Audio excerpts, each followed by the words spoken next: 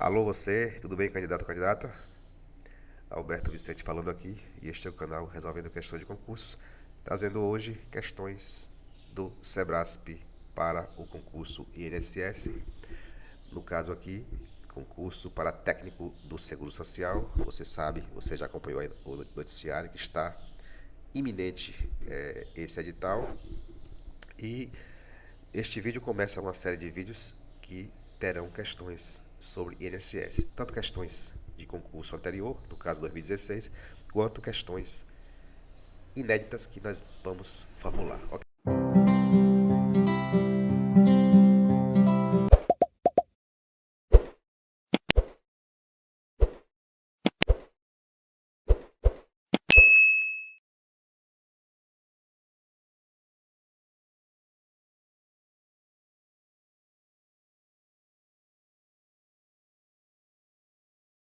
Então, começando aqui, este vídeo é um oferecimento do site Tec Concursos.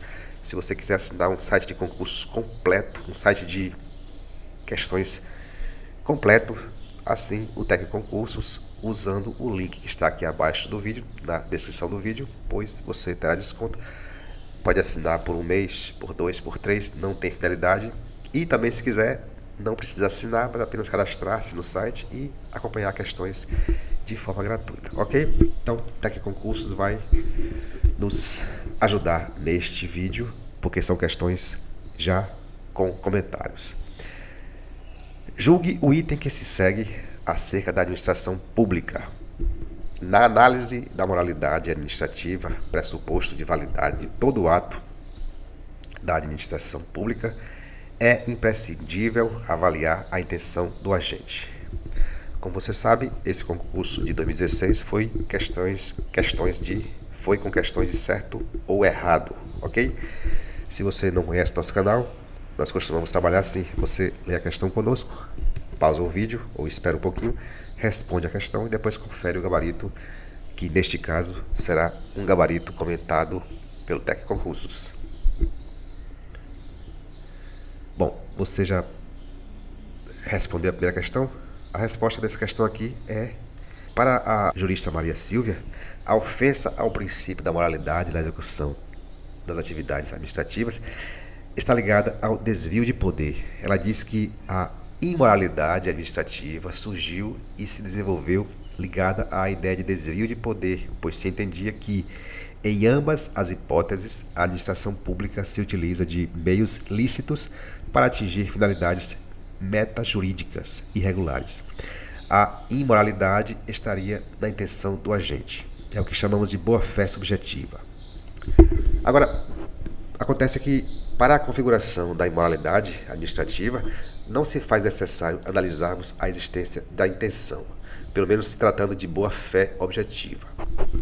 Já outro jurista, outro legislador aí, Celso Antônio Bandeira de Mello, o motivo do ato não se confunde com a motivação, os quais, por sua vez,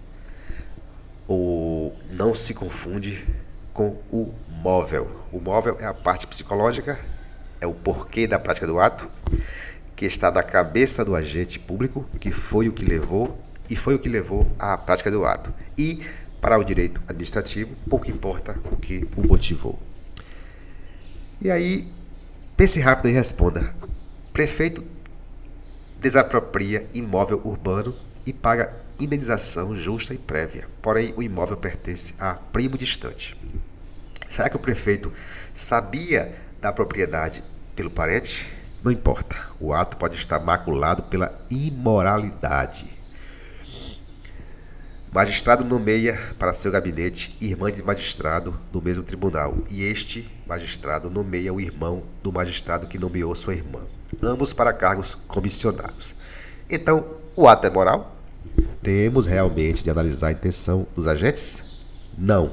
Aplica-se a súmula vinculante 13, que ela proíbe o nepotismo cruzado. Então, concluímos que o móvel não é pressuposto de validade e não importa a intenção do agente para se configurar a imoralidade administrativa. Logo, essa questão está errada. Nossa segunda questão aqui: julgue o item que se segue acerca da administração pública. Em decorrência do princípio da impessoalidade, as realizações administrativo-governamentais são imputadas ao ente público e não ao agente político. Certo ou errado? Qual a sua resposta aí?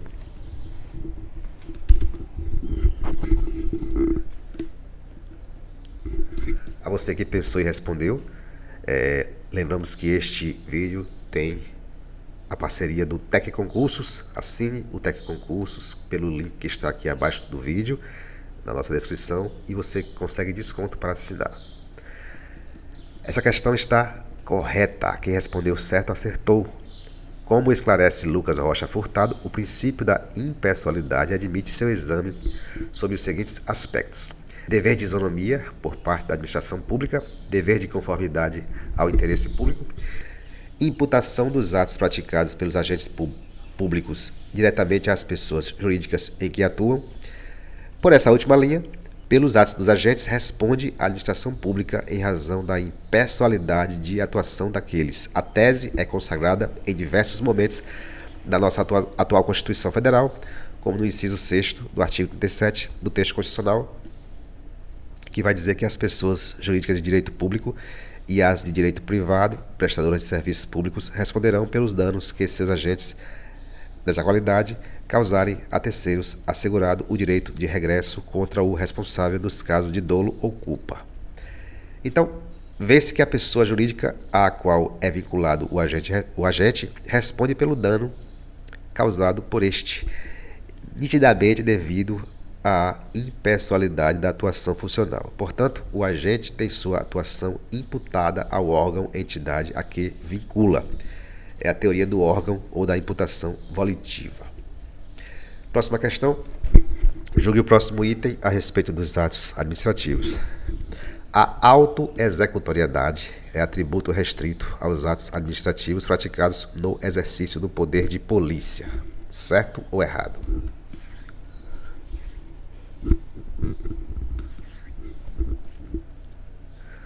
A você que tem buscado aí apostilas para concursos, lembramos que também temos um parceiro nosso aqui, Apostilas Opção, e você encontra inclusive o curso e a apostila para o técnico do Seguro Social. Questão aí, a resposta é errado. Um dos atributos do poder de polícia é a autoexecutoriedade. Ocorre que a autoexecutoriedade, que confere a prerrogativa da administração executar suas próprias decisões, é inerente aos atos administrativos em geral, e não apenas nas manifestações do poder de polícia. Fica só a observação de que há atos não dotados de referido atributo, como é o caso da cobrança da dívida ativa. Próxima questão. Julgue o próximo item a respeito dos atos administrativos. Em decorrência do princípio da autotutela, não há limites para o poder da administração de revogar seus próprios atos segundo critérios de conveniência e oportunidade. Certo ou errado? Este é o canal Resolvendo Questão de Concurso. Estamos resolvendo questões com o Tec Concursos, questões para o cargo de técnico do Seguro Social, concurso INSS. Canal Resolvendo. Esta questão está errada porque não podem ser revogados os seguintes atos: exauridos ou consumados, com o fundamento de que o efeito da revogação é não retroativo, não sendo possível, portanto, a retroação para alcançar os efeitos passados; vinculados, haja vista a revogação ter por fundamentos razões de mérito, aspectos de conveniência e de oportunidade inexistentes nos atos vinculados. Entretanto, apenas para lembrar as situações excepcionais em que se admite a revogação de ato vinculado. Por exemplo, a licença de obra de construção, quando esta não tiver sido iniciada, conforme entendimento do STF. Geradores de direitos adquiridos, conforme previsto na jurisprudência do STF, da súmula 473. Integrantes de um procedimento administrativo, porque a prática do ato sucessivo acarreta a preclusão do ato anterior. Exemplo da celebração de contrato administrativo que impede a revogação do ato de adjudicação. Agora, o detalhe é que existe a necessidade de preclusão, enfim, da perda da faculdade processual de retroagir em razão da consumação preclusão consumativa. Meros atos administrativos também, né, como são os atestados, os pareceres e as certidões, porque os efeitos são prefixados pelo legislador. Complexos, como tais atos são formados pela conjugação de vontades de órgãos diversos, a vontade de um dos órgãos não pode desfazer um ato para o qual a lei impõe a integração de vontades para a sua formação. E a revogação não pode ser promovida quando se exauriu a competência relativamente ao objeto do ato. Próxima questão, INSS, SEBRASP. Julgue o próximo item a respeito dos atos administrativos. O ato praticado por agente não competente para fazê-lo poderá ser convalidado discricionariamente pela autoridade competente para sua prática, caso em que ficará sanado o vício de incompetência. Certo ou errado?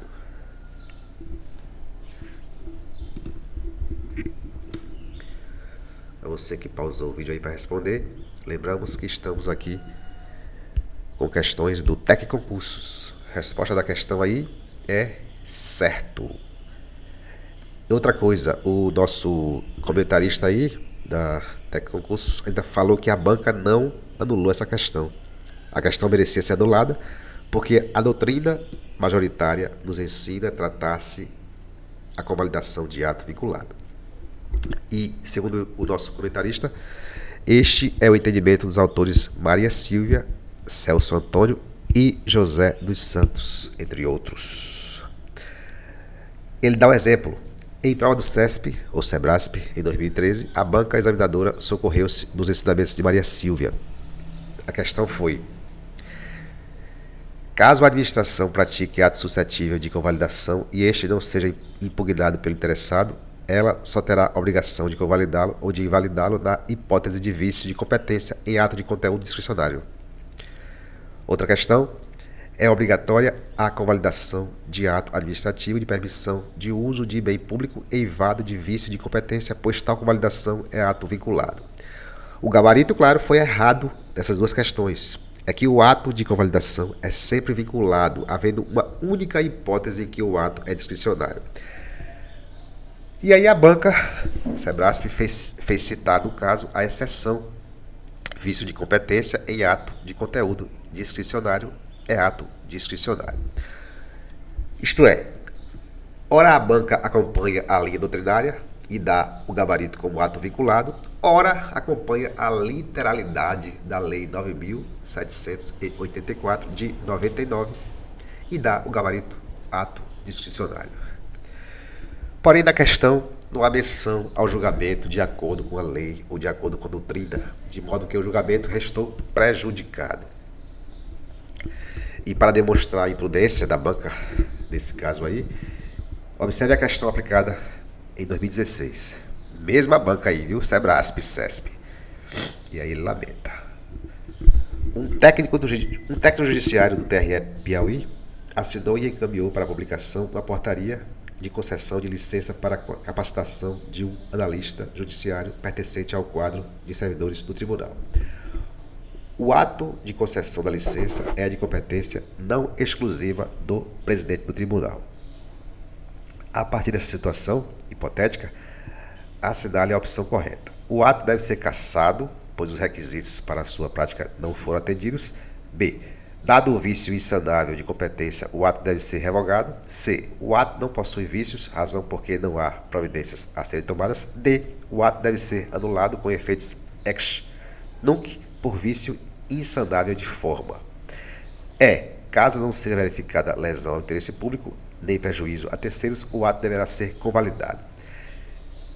Agora, que resposta a banca deu? Letra E. Deverá convalidar. Isso é lamentável, né? O comentarista aí lamenta a manutenção do gabarito e diz que ele está equivocado. Próxima questão aí. Julgue o item acerca da concessão de serviço público. A encampação, que consiste em rescisão unilateral da concessão pela administração antes do prazo acordado, dá ao concessionário o direito a ressarcimento de eventual prejuízo por ele comprovado. Certo ou errado? O que você responde aí? Estamos resolvendo questões do INSS para técnico do Seguro Social, Banca Sebrasp. Para você que pausou o vídeo e respondeu, a questão está com gabarito como certo. Na lei de concessões, há previsão para 3 formas de rescisão: a de pleno direito, a unilateral e a judicial. A primeira dá-se no caso de advento do termo contratual, a chamada de reversão pela doutrina, e no caso de falência. A rescisão única prevista com este nome, com a omissão de judicial, dá-se quando há erro por parte do poder concedente. Logo, como a concessionária não pode suspender a execução do serviço antes de sentença judicial transitada em julgado, vai procurar o judiciário para ver rescindida a relação contratual com o Estado, poder concedente. A lei de concessões também prevê a rescisão unilateral, porém com outros nomes. Ela chama de caducidade a rescisão unilateral por culpa da concessionária e da execução contratual e nomina de encampação a rescisão unilateral sem culpa da concessionária. Dá-se assim por mera conveniência e oportunidade. Nesse último caso, o resgate antecipado é precedido de indenização e autorização legislativa. Ok? Questão Sebrasp, técnico do Seguro Social, 2016. Julgue o item que se segue acerca da administração pública. Mais um aí. No cômputo do limite remuneratório, chamado de teto constitucional, devem ser consideradas todas as parcelas percebidas pelo agente público, incluídas as de caráter indenizatório. Certo ou errado?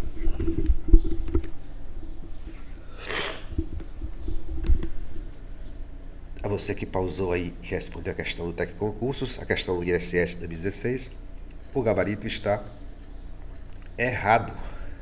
De acordo com a emenda constitucional 47 de 2005, positivou-se expressamente as parcelas extrateto, enfim, parcelas que podem ser recebidas além do teto remuneratório. São parcelas de natureza indenizatória. Da Lei 8.112 de 90, encontramos as seguintes indenizações: ajuda de custo, diárias, auxílio de transporte e auxílio moradia. Corrigindo aí o enunciado, chamado de teto constitucional, devem ser consideradas todas as parcelas percebidas pelo agente público, excluídas as de caráter indenizatório. Questão do Sebrasp, a seguinte aí: considerando que determinado servidor público federal tenha sido removido para outra sede, situada em outro município, para acompanhar sua esposa, que também é servidora pública federal e foi removida no interesse da administração, julgue o item seguinte à luz do disposto da Lei 8.112 de 1990.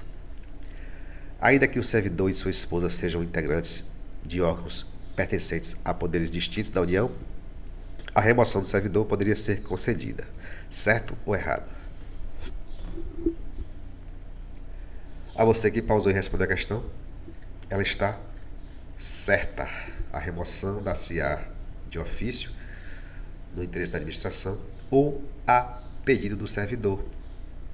Quando for de ofício, caso seja necessária a mudança de sede do servidor, este fará jus à ajuda de custo, de até 3 remunerações, conforme o regulamento, para compensar despesas ocorridas. Por sua vez, a remoção a pedido ocorre a critério da administração ou independentemente do interesse da administração. Por exemplo, a remoção a pedido, independentemente do interesse da administração, ocorre nas hipóteses de acompanhamento do cônjuge, que também deve ser servidor ou militar de qualquer dos poderes da União, dos estados, dos municípios, que foi deslocado no interesse da administração. Ora, no caso concreto, apesar de os poderes serem distintos, o servidor tem o direito à remoção. Próxima questão. Considerando que determinado servidor público federal tenha sido removido para outra sede, situada em outro município, para acompanhar sua esposa, que também é servidora pública federal e foi removida do interesse da administração, julgue o item seguinte à luz do disposto da Lei 8.112 de 90, mais uma vez. É correto inferir que houve interesse da administração da remoção do servidor, pois esse é um dos requisitos para a sua concessão. Certo ou errado essa questão? A você que respondeu e disse que está errado, está mesmo errado. A remoção ocorre independentemente do interesse da administração. É que nem sempre a remoção dá-se de ofício. Há remoções a pedido, como vimos aqui anteriormente, que ficam a critério da administração ou não. Tratando-se de remoção para acompanhar o cônjuge, o ato é vinculado, ou seja, a administração não pode escolher entre remover ou não remover. Ok? Questão do SEBRASP. Considerando que determinado servidor público federal tenha sido removido para outra sede situada em outro município para acompanhar sua esposa, que também é servidora pública federal e foi removida no interesse da administração, julgue, mais uma vez, né? A referida remoção pressupõe o deslocamento do cargo ocupado pelo servidor para outro órgão ou entidade do mesmo poder. Certo ou errado? Quem respondeu aí que está errado, acertou. O artigo 36, 37 vai dar uma luz aí. Tá, a mesma lei lá, 8.112 de 1990. Remoção é o deslocamento do servidor a pedido ou de ofício no âmbito do mesmo quadro, com ou sem mudança de sede. Redistribuição é o deslocamento de cargo de provimento efetivo ocupado ou vago no âmbito do quadro geral de pessoal para outro órgão ou entidade do mesmo poder, com prévia apreciação do órgão central do SIMPEC, observados os seguintes preceitos. Perceba que o deslocamento do cargo é a redistribuição. A remoção, por sua vez, refere-se ao deslocamento do servidor. Então, uma coisa é deslocar o cargo, outra, deslocar o servidor. Então, o SEBRASP aqui, ele fez inverter os conceitos. Ok, gente? Muito obrigado aí pela sua companhia até aqui. Assine, se puder, ou se quiser, o Tec Concursos. Se quiser apostilas, vá na descrição do vídeo. Um abraço, até a próxima. Tchau, tchau.